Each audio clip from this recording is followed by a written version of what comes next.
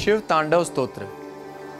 रावण द्वारा लिखियल इहो स्तोत्र भगवान शिव के अति प्रिय मनियो वियो हा। चवंदा आहिनि कि जॾहिं पंहिंजे महल में वेही करे रावण इहो पाठ कंदो हुयो, भगवान शिव कैलाश ते नृत्य कंदा हुया। तव्हांखे अॼु मां ॿुधाईंदमि हुन जे पढ़ण सां या ॿुधण सां कहिड़ा फ़ाइदा आहिनि। हुन में जेका आख़िरी 4 लाइन आहिनि उहे आहिनि पूजा वसाने समय दशवक्त्र गीतम। इहो जेको गीत आहे इहो रावण द्वारा लिखियल आहे। यह शंभु पूजनम परम पठति प्रदोषे। इहो शंकर भगवान जी पूजा जेको प्रदोष जे ॾींहुं यानी कि मासिक शिवरात्रि में कंदो, हुनखे स्थिर तरीक़े जी लक्ष्मी प्राप्त थींदी, यश ऐं कीर्ति जी भी प्राप्ति थींदी।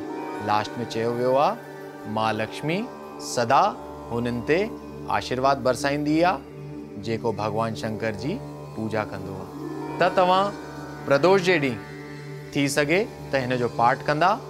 अगर पढ़ी न सघो त ॿुधी करे भगवान शंकर जी आराधना कंदा त भगवान शंकर तव्हांजे मथां कृपा बरसाईंदा।